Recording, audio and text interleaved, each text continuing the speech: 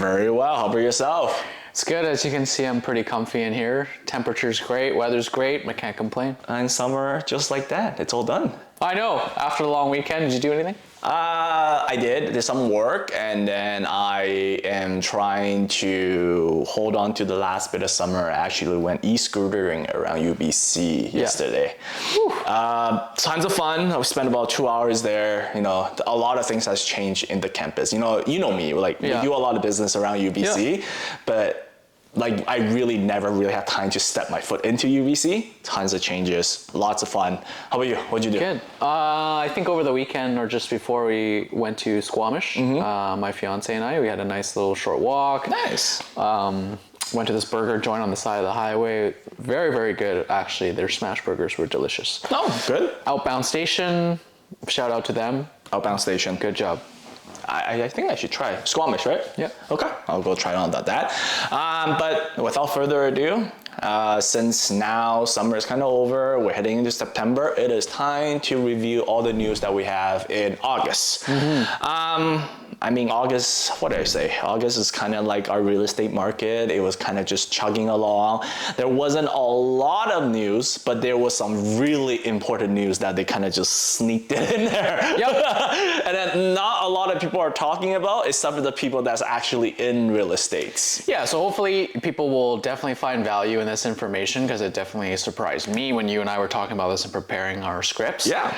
Why don't we get right into it and you start us off? For sure, definitely. First article, and I wanted to talk about this for a little bit now. As you can see right here with the screen, this Burnaby developer does not want to build more parking. That's a first, right? When I first read this article, I was kind of like, that doesn't kind of make sense because of what I understand.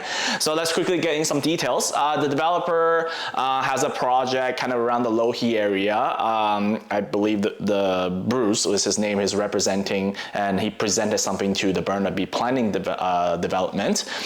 He says that basically he supports the city of Burnaby's idea about reducing minimum parking requirements for concrete high-rises or any stratified homes. And then they are actually providing some real-life examples of something that they want to do for their upcoming project and how they see that they're basically trying to justify it. All right, let me run through some numbers.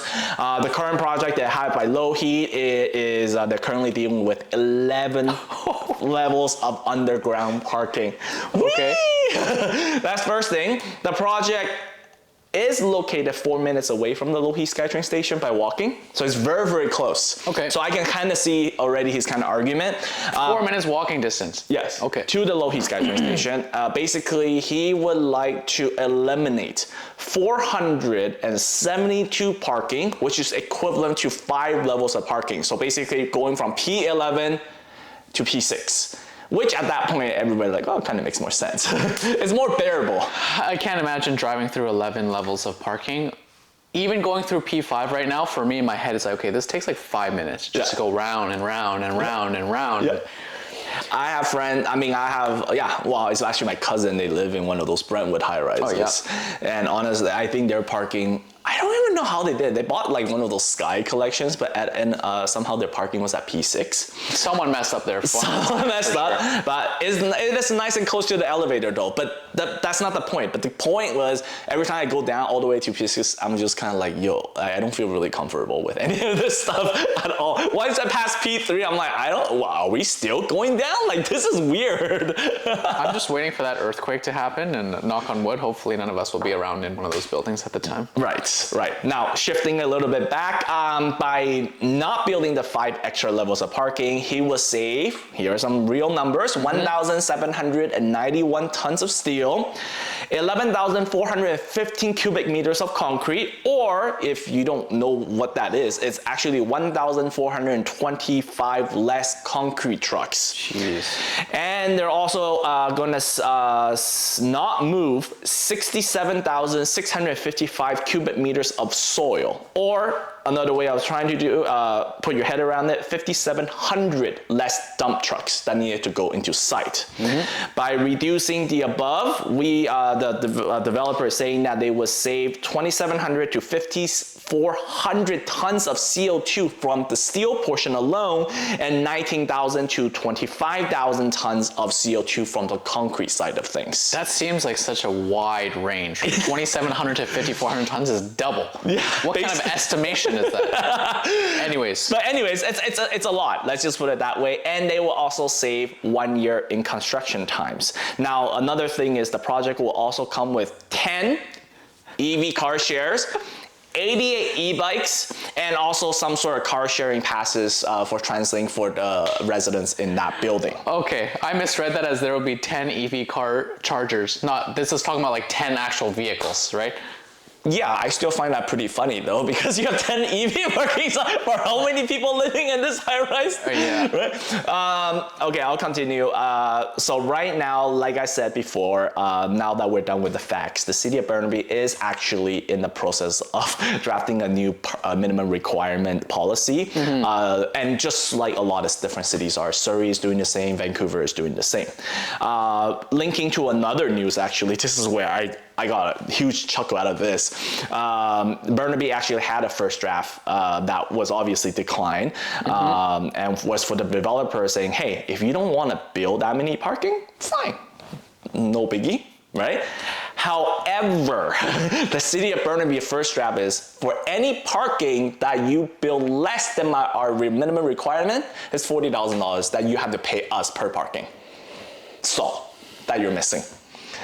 Yeah, as you can imagine, that didn't sit with the developer so well. I can't imagine. I've been shaking my head the whole time that you've been talking about that. That 40K, let's say 100 parking stalls, where's that? The math doesn't make sense. And I just find it so funny that the city of Burnaby's proposal, to me, I'm like, that also doesn't make a lot of sense either. I'm like, not building parking, I have to pay you? What? Trust the government to squeeze every penny out of any person that they can. Oh my God. But before we get all angry with the city of the city, here are some numbers that I did. I did a little bit of research after I was reading on the article here. This is actually from another article released earlier this year. This is for the city of Vancouver. For apartments closer towards transit networks, the parking demand ranges from 0.89 to 1.06 vehicles per apartment units. And the city of Vancouver's minimum parking requirement is actually based on building classifications and location of the city. For example, in downtown, there is no minimum residential requirement, including work-live use, with the only exception being West End and obviously kind of Robson North area.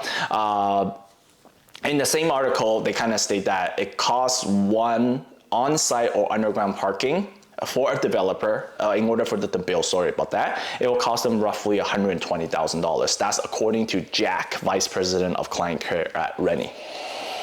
That was a shocker for me. Personal opinion, I feel like that's high. I thought it would cost maybe like a third of that.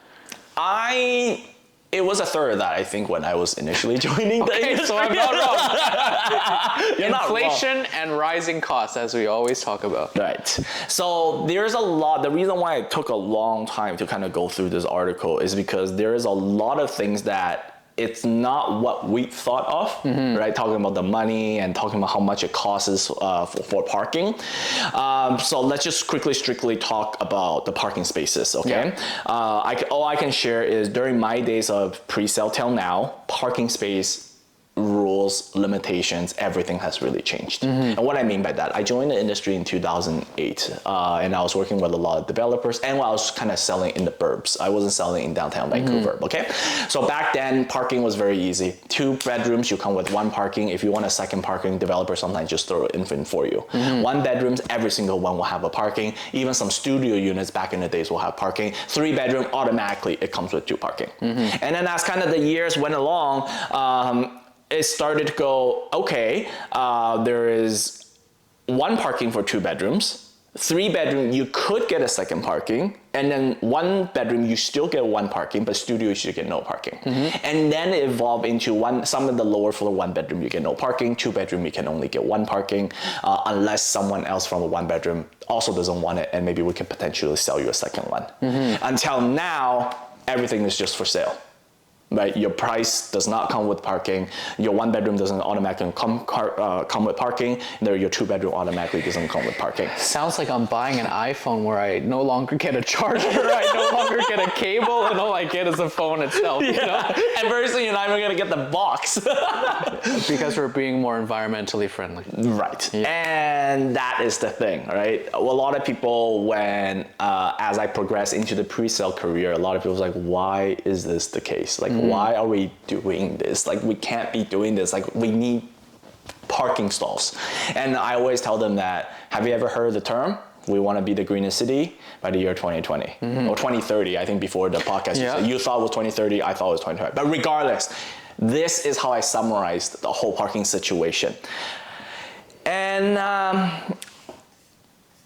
as I grew a little bit older and older, I realized that it's not really just the city that doesn't want it. As per this article, a developer doesn't want to have parking as well. It's all based on numbers. I get it, right? Now that I understand that, if it truly costs a developer $120,000 to build 1 parking stall, yeah, I can imagine why the developer doesn't want to build it either. Yeah. Right? So here's my question though for you. What is the highest number that you seen a developer had for sale for 1 parking stall? I think 70 grand for me. 70? Yeah. Mine is 90.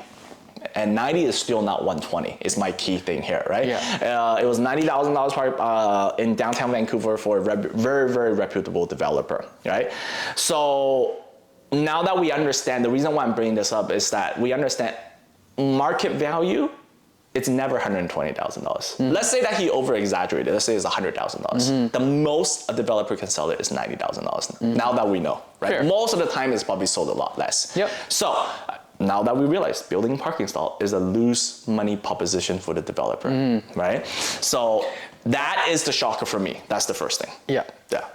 You have something to say? No, I said that probably explains why some parking stalls are so small. And we always see articles every couple months surface about people complaining their stalls being too small. Because they're just trying to be as efficient as possible. Yes. So of course, my follow-up question in my thinking process is, well, if that's the case, why the heck are developers still building parking? Right? Honestly, if it lose money, then just don't build any, right? Aside from obviously city requirement, right? Yeah. So, well, that really goes back down to the time that I was on the floor in pre-sale. And I can tell you this, every project, any city, any developer, anytime I have to start talking about the fact that it has no parking, everybody has a problem with it. Because everyone wants a parking. And you know what is the biggest complaint when I tell people that your home doesn't come with parking? Well, okay, Joe, there's no parking, but the Vancouver public transit system sucks. Like outside of maybe pockets of certain areas, how can you expect me to wait 15 to 30 minutes out in the freezing rain during the winter time for a bus or for a SkyTrain, right? And on top of that, sometimes during bus rush hours, the bus gets full and I can't get on and have to wait another 15 to 30 minutes. Yeah. Right? That's honestly, that's my biggest objections at the end of my pre-sale days is talking about the fact that there's no parking. What am I going to do? Yeah. Right? So what I'm trying to say is that it's not something that's widely acceptable. 100% by the public. not. Especially in Vancouver. Everyone has, most people have a vehicle. Sure, car share has gotten really popular over recent years, but I think once upon a time, Vancouver had a really good transit system. I think in the 90s and even prior to 2010, it actually was pretty good, but that didn't really factor in the population growth from 2010 until now, which is another topic we'll get into later, but I get it. I wouldn't buy a unit without parking. Would you? No. That's what I'm trying to say is I think I have dealt thousands of pre-sale contracts. I have never helped a client that it just goes, oh, no parking. perfect. That's exactly the one I want. At $40,000 less, perfect. I want this one. Yeah. No, it's always like, hey, do you have one that has parking? I don't mind paying a little bit more. Or can I get an additional parking stall? Exactly. That's the next follow-up. Exactly. Right? Now, maybe because I have been not doing pre-sale for the last 4 years, maybe because of real estate prices, that maybe people are starting to think about foregoing parking. But I also, for this podcast, I also asked my previous colleagues in the pre-sale world right now. No, that sentiment has not changed. No. Everybody still wants a parking. No, and I think there's like ideal versus real. I think Vancouver, because we're in beautiful British Columbia, like we want to be green. There is a big push on that, but when push comes to shove, and you can only afford to buy a condo that's a 1.5 hours away from your actual workplace, are you going to find a place with no parking? No, especially with the rise in EVs now too. Try finding a place with no parking, no EV charging. Come on. Exactly. It just doesn't work, and it's not realistic. Exactly. And I'll talk about, at the end of this article, I'll talk about a little bit like how, if we really want to go down this road, how can we make it so that people are happy with no parking? But before that though, so I didn't stop there. What I also did is I took another step forward, Jeff. I took a quick research about one bedrooms in downtown Vancouver, okay, and as comparing apples to apples, one with no parking, one with parking, and these are one bedrooms. The building that I took is the Arc by Concord. It's a very high-end, prestigious building, and these sales numbers are all within the last 90 days. It's not like I pulled one last year and then this one is this year, okay? There was in the last 90 days in the Arc, there was a 16th floor with no parking. It was sold at, well, I wrote here $1,299.81. Let's just say $1,300 a square foot. On the 22nd floor, for a same one bedroom that does come with the parking, they sold for $1,616 per square foot. Okay, so over $300 a square foot. So we're in downtown Vancouver, right? And that's just one example. I actually was able to find very similar examples like in other buildings as well, that when you have one that has no parking, one has parking, there is a huge gap in terms of how much money you can sell it for, right? So by this article saying that, oh, there's so many empty parking stalls, it's not necessary, people don't want it, I guess what I'm trying to say is, do you think that's actually true, right? Because I already gave you all the numbers that the market is stipulating something else. They want parking, and they don't think parking is something that's extra. It's a necessity with their homes in Vancouver. I feel like the people that were coming up with this data is looking at the decrease in demand in parkades. Like in downtown, they're very empty, but that's only because people are more working from home. Right. It doesn't mean that they don't need a fucking parking spot at home. Yeah, exactly, right? And I haven't seen any change of sentiment about parking stalls. No matter if you're talking to some guy in Surrey, you're talking to someone in Langley, you're talking to someone in Chilliwack, or talking to someone in downtown Vancouver. Parking is still very, very important, and the numbers shows it, right? So that's why I'm just halfway through and then doing my little research. I reread the article. I was kind of like, okay, what is the purpose of this article? Now I'm thinking that there is another objective or another way, like another message that they want to deliver to the general public, right? So just wanted to that. Now, I guess I want to just, before we conclude and move on to the next thing, is how do we actually make Vancouver or purchasers of Vancouver real estate be like, yeah, it's fine, I don't need parking. What do you think? Oh, that's a tough one. I don't have an answer for it, I don't think. No, I personally, I thought about it. I'm just going to summarize it by saying that if you want us, like regular people to not, we're realtors, we always need a car, but let's say a general public without parking, you better have a really big improvement on our public transportation system. I'm not trying to be a Debbie Downer, but I just don't see that happening. The amount of money, time that they would have to put into it, we already have enough problems with TransLink. People always complain about TransLink. People are even like scalping memorabilia to do with like compass passes. I don't know if you see that when they had like a superhero edition and now they have like a bus edition. Yeah. It's stupid. And it makes no sense to me. I think the only way that it would work, in an ideal world, is to tear it all down, build it up. You know it, just like Sim City, you know, hit the restart button and just like rebuild it again. The shovel.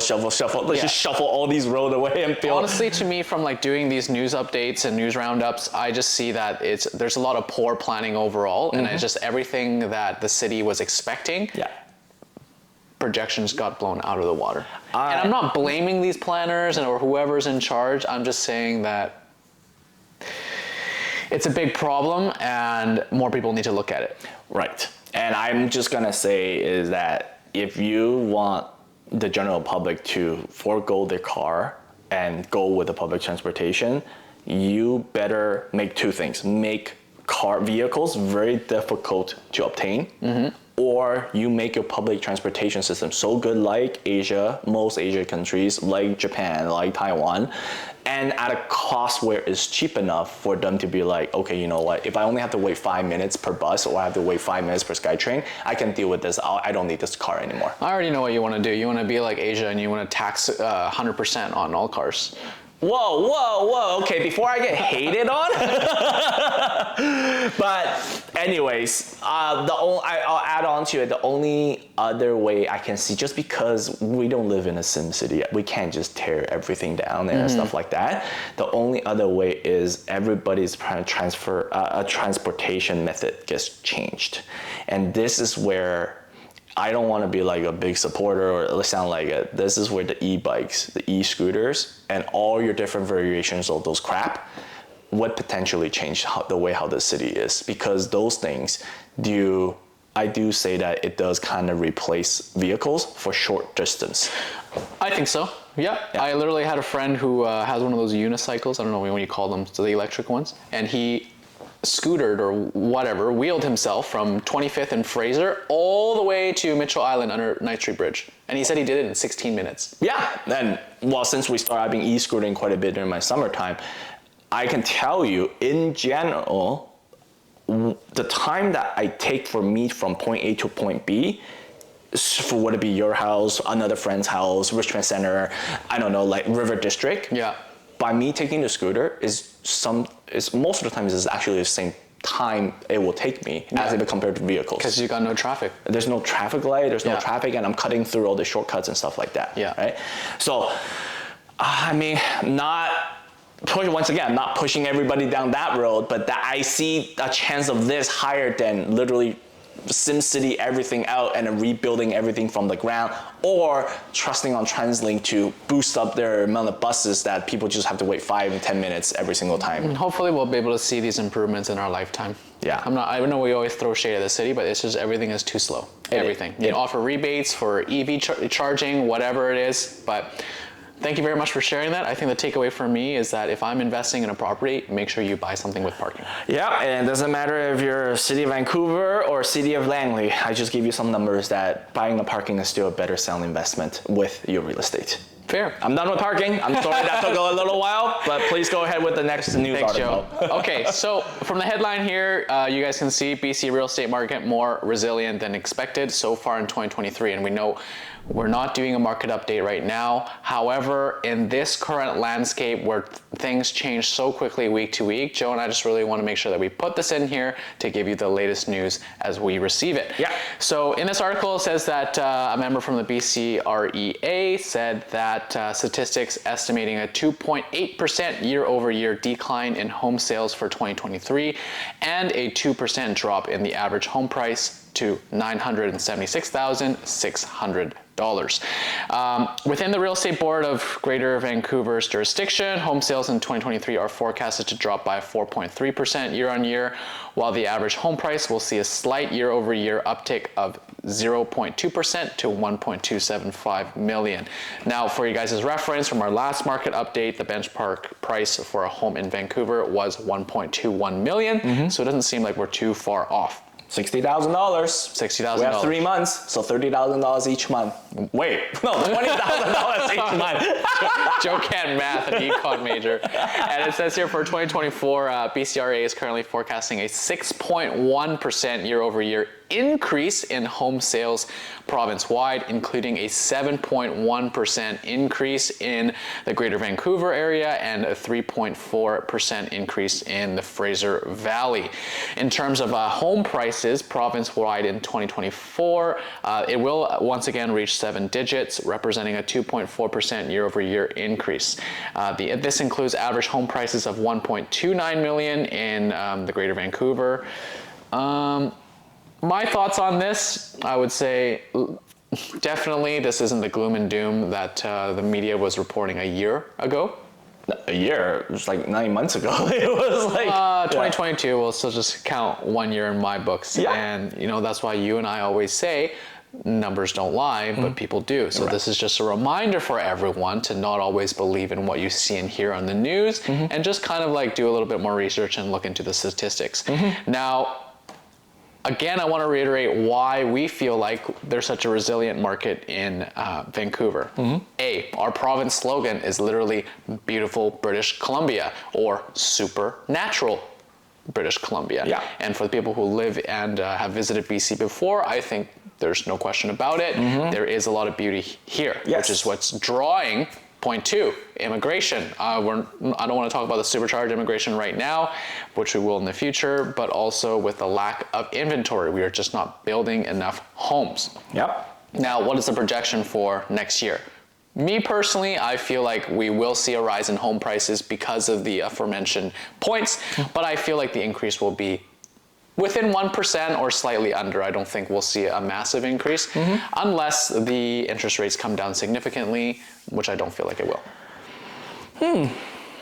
I agree with some, but I do disagree with also your comment and some of the comments here. First of all, I think they're being very conservative with the numbers. That's the first thing. I, for some odd reason, feel like I'm a little bit more optimistic. Yeah. I'm not saying they're completely wrong. I'm just saying that I feel like the numbers is a little bit too little. I think, let me just scroll up. So too conservative, and you feel like the price increases will go beyond their projection of the 2.4%. That's right. So let me just focusing on the the Real Estate Board of Vancouver, Greater Vancouver. Yeah. They're forecasting a slight year-to-year uptick for price of 0.2%. I feel like we're already there.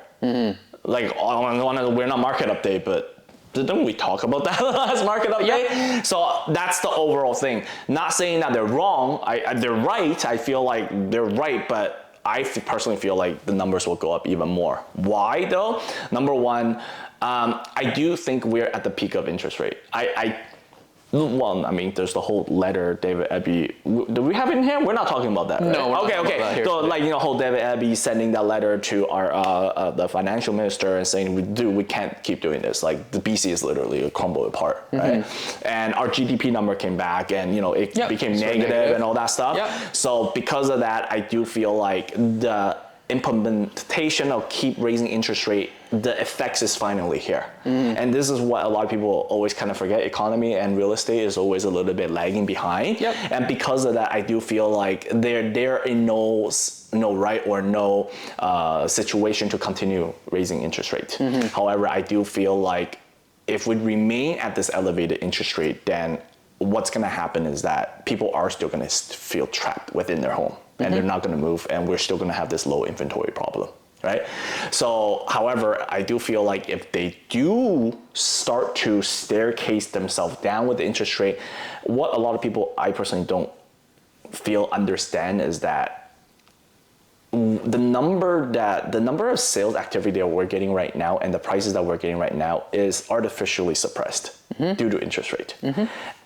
And I always kind of remind people is like, what do you think is going to happen once interest rates are going to start to come down? The floodgates are going to open, and all of a sudden, all the mortgage brokers we work with are going to be extremely busy. Exactly. So the way I think about it is that let's take Massey Tunnel. You know how during rush hour it goes from 5 lane down to 1 lane. This is literally how I've been feeling in the last year in the real estate market. Right. The sales activity you're seeing are the 5 lanes trying to squeeze into that 1 lane and pass the tunnel. Right. Imagine that all of a sudden that 1 lane becomes 2 lane because the interest rate drops in.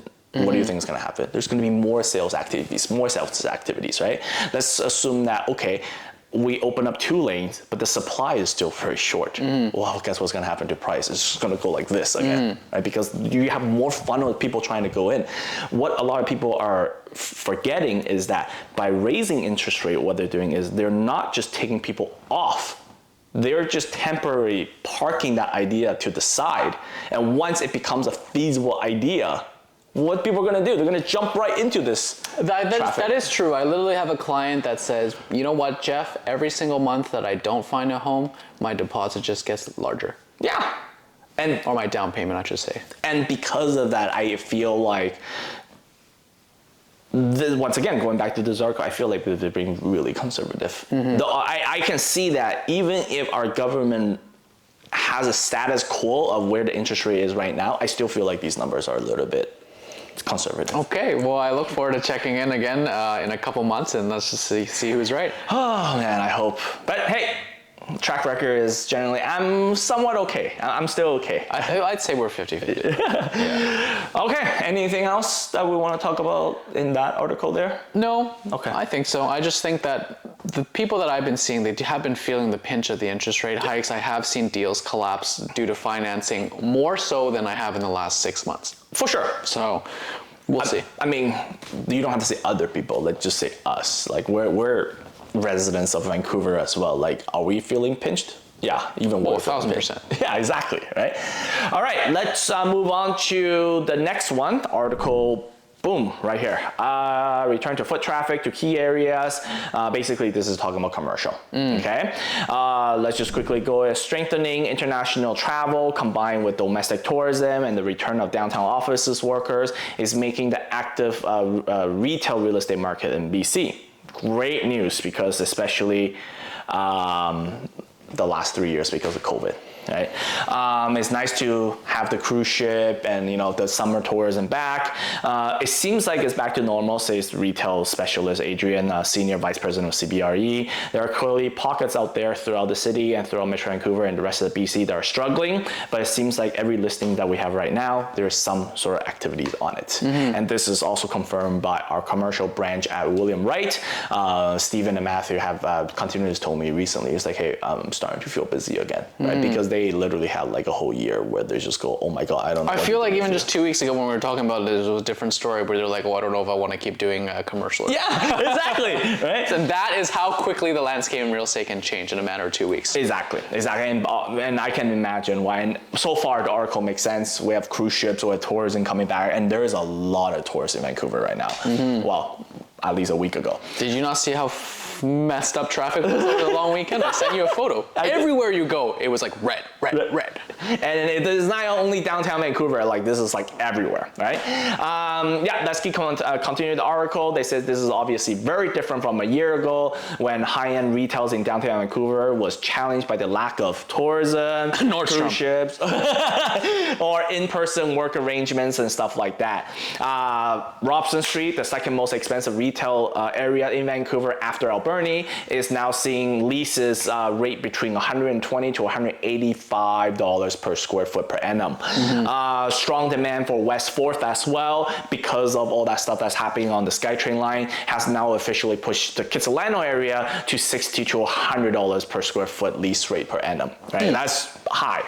Of course, not all regions are super lucky, and I think in the article they're saying that this winter will really indicate where that new bench line or baseline is going to be after all these pandemics. I think one of the main areas that have been talking about is still downtown Vancouver, right? Change of office market has also impacted downtown, but for them, they still feel like it's a little bit too early on determining what's going on, because the change of office market, yet having people from cruise ships and local tourism come in, has really kind of messed up the numbers, and they don't know whether or not this number is real or this number is because it's boosted by tourism. They can't grasp their hand around it just yet. They need a little bit more time. And I'm glad that they're saying that, not just jumping to conclusions. I personally think it's definitely the latter, because I've been seeing more so in the news businesses closing retail shops and not that business is booming.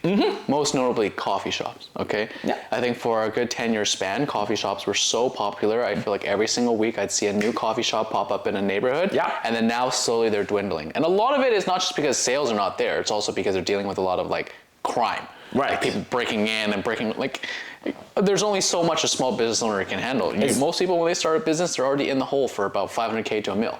Right. No, you're absolutely right. And then just to add on what exactly said, the article ended saying that quick service restaurants remain the primary drivers in downtown as franchise groups looks to expand, like the Donnelly Group, what have you. But traditional brick and mortar retailers, like every other thing that's not a restaurant, it's not taking up the spaces, right? You know, clothing shops, you know, I don't know, like bike shops, you know, all that stuff. Honestly, all I can see in downtown or anywhere right now is dentists, family doctors, restaurants, childcare. Repeat, rinse and repeat. Like there is nothing else. Or banks. I mean, hey, the people have spoken. The strong demand is in healthcare. It's true. And childcare. It's true. It's true.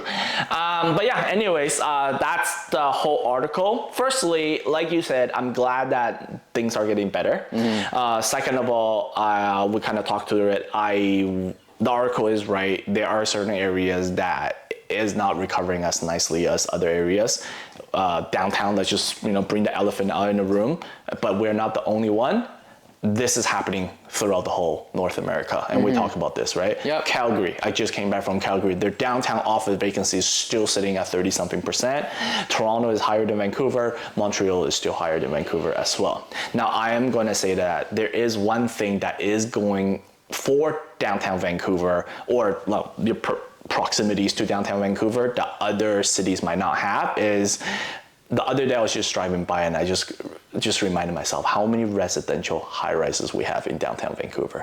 You go to LA, it's not like that. You go to parts of New York, it's not like that, right? But what's really good about our downtown Vancouver, and initially I thought this is the worst design, but now becoming a really good city design, is that there's a bunch of in fact, there's more residential towers in downtown Vancouver than in comparison to commercial. And why is this important? Because it's residential, there is still a need for people to eat, shop right downstairs.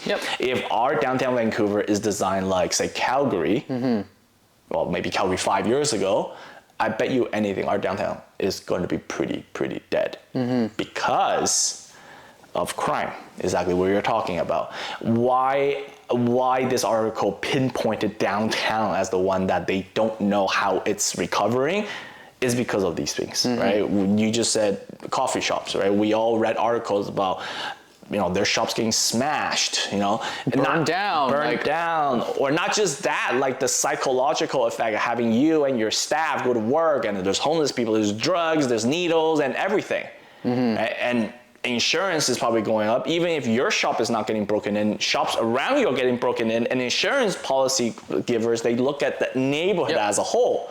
So all these costs are actually just going to continue to go up. So that's why your ad guacamole costs $5.99. That is exactly it. And then you take your avocado toast, you walk out and you try to take your first bite, and the first whiff you smell the outside is piss. I thought you were gonna say the scene that greets you is someone getting stabbed outside. Oh my God. But all jokes aside, do you think this is impacting lease rates? Of course it is. Of course it is, right? So I can see that, all I can say is that while other area prices are increasing in 2023, the downtown core has actually remained relatively flat. I'm talking about lease, I'm talking about residential, right? Just to add on this crime rate impacting kind of downtown Vancouver.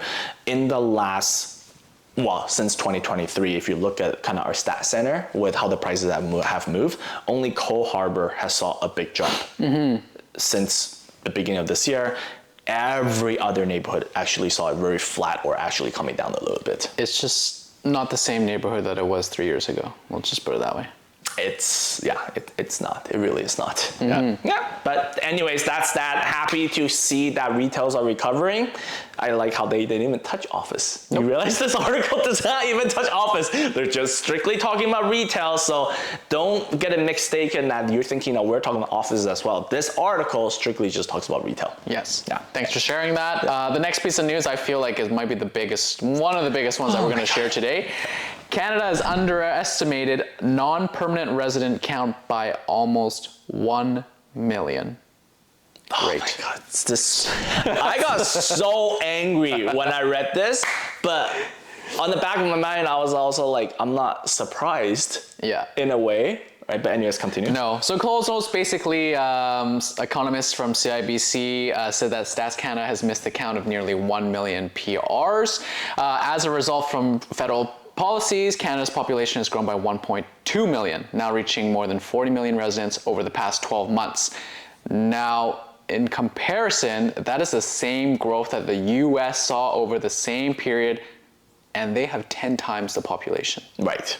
So people have been coming nonstop over the last year. You and I both feel it, we see it, we hear it on the daily. Following the last year's historic numbers, Canada's population is expected to further grow by another over 1 million more people in 2023. I remember, like, a couple months ago, we were saying how, hey, currently we're sitting at about a deficit of 500,000 homes. 500,000 homes equals to the total number of homes that currently exist in the province of Saskatchewan. Okay. I'm getting so pissed. Just not to like stress anybody out, but I mean, this is another reason why. So Canada has also far exceeded its pre-pandemic target for increasing the number of international students. There were about 240,000 international students in 2011, just before the target of growing to over 450,000 over the span of a decade by 2022 was established. But Canada's educational institutions reached that target well in advance in 2017 and continued pushing further in more recent years, the number of student permits reaching 807,000 in 2022. Wow. What? Now, while international students add to housing pressures, they also have been a major source of much needed labor. Okay, that I agree with, because when I worked in the restaurant industry for over 10 years, there were a lot of international students that came. And in terms of the housing crisis, I think international students, a lot of them live like 4 or 5 plus people in a 1-bedroom apartment. But like, come on, 800,000 compared to the target of 450,000, they almost doubled. What the hell are these guys doing? Were you on Reddit the other day? Like, I don't know if you saw this video. I should have sent it to you. In Toronto, at Kitchener, there was a full-time A&W job that was hiring. One position. They had 307 students. The international students are trying to apply for that job. What?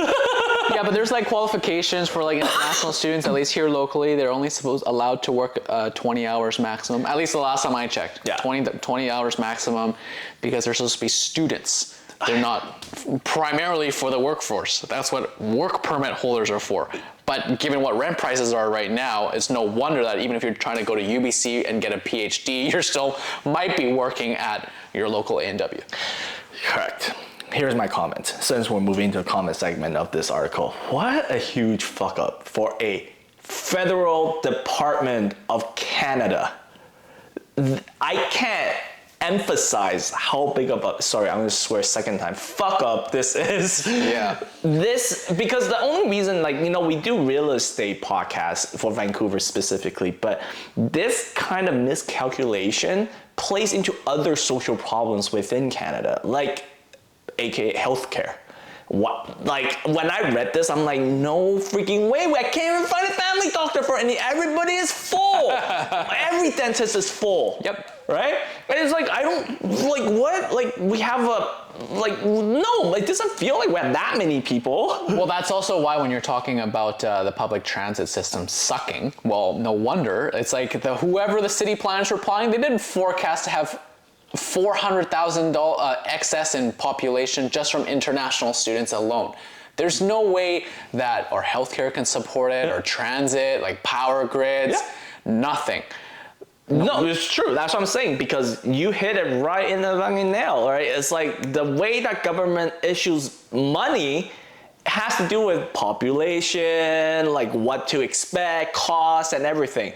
When you underestimate that many people, there's two things. You're underfunding everything. That's the first thing, right? The second thing is you might actually be funding one area more money than other areas because you thought there's more people here. But in fact, these two areas are actually the same amount of people, but you just didn't count all these people that was in there because you somehow, third times for swearing, fucked up somewhere that you didn't know how to deal with your money, and all the money that you have allocated is all wrong. The way that you have done everything is all wrong. This literally to me looks like a game of Jenga, where they're like, okay, we got to take something from here and we got to put it over here. Oh shit. But then this part is like not stable. Okay, I'm going to take something from here. And they're literally just trying to like pull whatever they can to make it work. And they end up building a house of cards, and then one day everything is just going to come tumbling down. I get why they're letting so many people in. International students pay like double or triple the amount of tuition fees. So it's great for the schools. Why does UBC look so beautiful? Okay, well, there's a lot of international students there. Okay, I get it. But the planning portion, someone really shit the bed, and now we are the ones that have to deal with it. Yes, and I just want to quickly go back down to our podcast. It's real estate focused, right? And now, if you're asking why the heck is Canadian real estate have gone up so much in comparison to our neighbors to the south, don't get me wrong, they gone up a lot too as well. Well, here is the main reason. We welcomed the same amount of people in the last 10 years, and they have 10 times the more population. And on top of that, lands in US are generally quite habitable. Not in Canada. No, there's just a very, very small pockets of where people would actually want to live. You want to go move to Whitehorse in the Yukon? I mean, if there's anything left, right? Sorry about the forest fire, that's too soon of a joke. But I'm trying to say is another thing is 90% of the Canadians live 100 miles off the border. So really, yeah, we're the biggest country, right? Yeah, we are the biggest country in the world, but the way that our populations like to place each other is we're no bigger than some of these European countries. That's right. So that kind of all comes down to why our real estate prices, on top of obviously policies and stuff like that, has increased so much because they miscalculated over 1 million people. Yeah, what I think heck? it's going to take another decade to fix this mistake, and that's only if they're willing to put the attention into it. I feel like I don't know. The future is bleak for me. No, the future is bright. The future is bright. No, it's anyways. It's just there's so much social problems that came from this. I'm glad, honestly, that they found out, but it pisses me off so much that our government fucked up this hard. At least it's coming to light now. And you know what? The more people that are looking at an issue, the more heads that you put together to try and solve something, the quicker and the better that it's going to get resolved. So, okay, you're right. Let's be optimistic. Hopefully, once this article is out and it becomes more widely talked about, solutions can start. Let's hope so. All right. Next topic, because this last one pissing me off so much. We'll give it a little bit lighter. So I believe a month or 2 months ago, we talked about this Burnaby Housing Authority, and here's just a little update. Burnaby Housing Authority tasked with filling deeply affordable housing gap. What is deeply affordable? We will definitely get to that. So what the city of Burnaby is doing, similar to Surrey, they created a housing authority whose goal was to catalyze and expedite deeply affordable housing supply. If all things go well, they're going to be operable by the end of 2023. Yeah. And a year ago, I believe the city of Burnaby spent $30 million to buy a 25-story building in Metrotown. Yeah. And from that move, it spurred the federal government to match that by $131 million. So they did raise a significant amount of funding. That was in order to preserve 181 co-op residential unit as affordable homes for seniors and low-income individuals, two of the most vulnerable population that we have. Yeah. So by doing so, well, they were able to leverage money from the federal government, which is great. I believe in all of this so far. Where's the rest of the funding going to come from? One guess. Let me guess. From the juicy developer money. Yes, the CACs and the DCLs. And the goal by 2030 is to secure 5,700 purpose-built rental homes, which includes 2,200 deeply affordable units for annual incomes under 41,500. This term deeply affordable came up so many times in the article. I was very curious as to how they were going to describe that. They said that it's 20% below market median of what the CMHC says for an area, which is about 50% below market value. Now let's say we'll take Burnaby, okay? Burnaby, the market rent for one bedroom was about, what, 27? I think it's about 27 now. 28, so half of that, $1,400 for someone who's making $41,000 a year. What would that be monthly? 4K. So that's still over 50% their income. Yeah. That's so not great, not bad. Better. Better-ish. Still not really there. Just want to put that into perspective for you. But I am excited about, like, you know, a housing authority. Hopefully it does really expedite the process so that they can be hyper-focused on just securing low income or below market rental properties. What do you think? No, I once again, I agree with all of this. I feel like I don't care where the money is coming from. Honestly, it's just, we just need to get this done. That's because this is becoming a huge social issue, and it is causing quite a bit of instability within our society. I personally think so in regards to all of this stuff. In regards to the actual deeply affordable, you know what? Yeah, there's a no-win situation. There is and I agree with you, and that's why I'm kind of like, I mean, how much more can we do this, right? That money has to come from somewhere and someone. Yeah. So let's say that a lot of people are like, oh, okay, well, I mean, 20% below market median or 50%. Why can't it be 75%? Well, if it's 75%, it's coming more tax money. Taxpayer money. So regardless, it's coming out of your pocket one way or another, right? Yeah. So you do want to make sure that it's a level where they're holding responsibility with their actions, but yet it's still kind of, I'm finger quoting, like affordable, basically. And that's kind of where I'm at. And let's see that we keep talking about Burnaby, but I really think that Burnaby is taking the charge with this, and I do really hope that other cities pick up. Honestly speaking.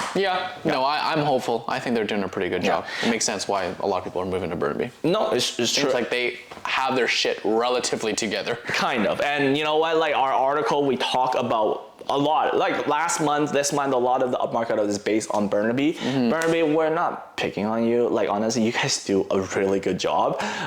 You guys are the forefront with a lot of this stuff, and that's why we use you guys as examples, and the article spends you, because other cities aren't doing anything. When they're not doing as much. I mean, when was the last time you hear the city of Richmond trying to do something? Hey, but we have great parks. We have great public spaces. We have great drainage. I'm not mad with City of Richmond. We have a great dike system. That's the most important part. Exactly. All right. I think we've gone through a lot of very serious and very deeply rooted kind of articles. Let's kind of leave out a lighter note. Jeff, I got just the thing. Okay. You know where I'm going. Before we let people go, what can we talk about that's a little bit more lighthearted? Okay, well, just quickly, bam, this one caught my eye here. Kelowna couple faces 81 charges in connection to a $7.8 million fraud investigation. Okay, there wasn't too much information here, but basically a Kelowna couple was facing more than 80 charges in connection to a real estate scheme investigation, and is alleged to have defrauded investors in Alberta, British Columbia, and US and Australia out of $7.8 million. This group was known as Group Venture Incorporated, and the couple offered real estate flips and gave promissory notes to guarantee investors a set return on their investment. And this went on from 2008 to 2020, over a 12-year span. Really, I couldn't find out too much information about it. It sounds like they operate a Ponzi scheme. A Ponzi scheme, if you guys are familiar, it's like a pyramid scheme where, you know, the person on the top makes all the money and the person on the bottom will never make money. My best, like how you summarize it like my best guess, okay, Ponzi scheme is definitely different than an MLM, okay? There are subtle differences. MLMs are actually do give an opportunity for people to make money. I have looked into a couple of them before, but not in this situation. So my best guess is that in the beginning, I came to you, Joe, I can guarantee you a 30% return on flipping this property. You say, okay, cool, no problem. You give me your money, I go buy something. Then I go to the next person, I say, hey, I can guarantee you 30% here. Just give me this money. I take their money, pay you back. Now you got paid. You're my testimonial. Yeah. You go to your friends and family and say, yo, this is a great opportunity. Yeah. And the cycle continues until I run out of people to fraud. Yep. I really want to know what these people will actually get charged, because right now it just says they were jointly charged with fraud over $5,000 of and 1 count of laundering proceeds of crime. But what is the penalty for that? Is there jail time? Is it community service? I don't know. I want to know about that too, but what I really want to know when I was reading this article is, what is this Ponzi scheme? Because it's from Kelowna, okay? So I'm assuming that they're probably talking about Kelowna Real Estate. So from 2008 to 2020, $7.8 million. So were they like crowdfunding to buy real estate and then flip for a higher price and then paying people? Was that kind of the sales pitch? Yeah. Because I'm just thinking from 2008 to 2020, $7.8 million. It's a lot of money, don't get me wrong. But for a Ponzi scheme, they didn't make a lot of money. You know what I mean? From an ill intent MLM or Ponzi scheme, 7.8 million in the span of 12 years. Like, what were you guys doing? Either they were dumb or they were just really conservative. If you're You know, and they tried to be careful. I don't know. That was my only question. I would love to learn a little bit more. If you know about this group Venture Inc., please let us know. I want to know what the whole Ponzi scheme behind it. It's not that I want to learn. I just want to know what they were trying to do to only generate 7.8. And I want to know what they were promising, because, like, you know, I would have just bought a REIT instead. Yeah, exactly. Because I don't feel like the return is super good. It makes way more sense. Exactly. Okay. What else light news do you have? Okay, last one. I chuckled at this one. So there was an owner of a strata lot. He tried to dispute the $150 move-in fee. So he took the strata to civil rights tribunal. Okay, so much effort. The argument was he lived on the first floor. Okay. So there was no access to the elevator, didn't need it. Okay. So there was no additional work required by the caretaker to put on, you know, the padding for the elevators. But the strata was arguing like, whoa, they had to do additional cleaning of the common areas. Okay. So the argument was like, they couldn't come up with the specifics of what this caretaker did in order to be worth that $150, but the resolution ended up being they awarded that strata lot owner like $56.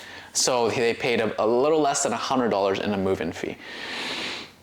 First of all, very lighthearted. Well, it's just like, it just baffles me the lengths that people will go to just to save $100. And that really makes sense to me why there's also some people in the world that would fall for a real estate scheme like that. Oh, for sure.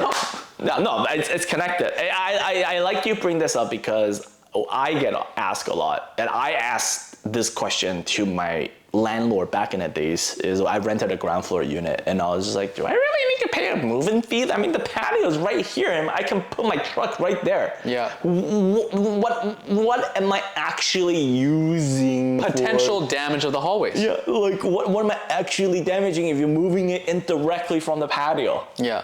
Like, am I ruining the patio space? But the patio space, like, how can you possibly ruin it, right? So that's why a lot of people, actually, I recently just sold a ground floor unit, and they also asked the same question. I was like, do I really need to pay this moving fee? And like, what is this all about? I'm not booking an elevator. I'm not Sorry, that's just the bylaw. And just the bylaw is the bylaw. And they use the word moving fee, but what it really is a way for strata to make money, to operate the regular expenses. And they can say it's part of an admin cost to, I don't know, process your Form K for a tenant or to register you as like the new owner on their whatever internal system. Right. And I guess in this article, what you're trying to say is that should anyone who live in a ground floor get charged with a full move-in fee price, they should take them to the tribunal. If you have the time to save $70, go and do it, because now this is a perfect example. you know? I'm pretty sure this will also put you right in the middle of the crosshair of the strata manager. So you better not be breaking any rules once you move in, because they're gonna try to get the money back anyways. Yeah, you know, some stratas are very, very strict. Going a little bit off topic, I was reading strata documents the other day, and there was like one council meeting minute from one meeting where they issued, I think, 20 or 30 fines in that 1 month period. Mixture of noise complaint, parquet gate is usually a very common one, not waiting for the gate to close, and it's like, bam, $200, bam, $200. I'm like, great, you guys must have a strong CRF. Buy into that building. That's right, that's right.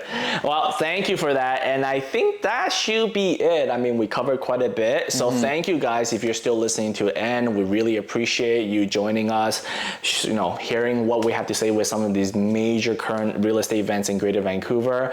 As per usual, my name is Joe. My name is Jeff. And we're from the Mike for Vancouver Real Estate. Thank you guys so much, and we look forward to seeing you on our next episode. Goodbye. See ya.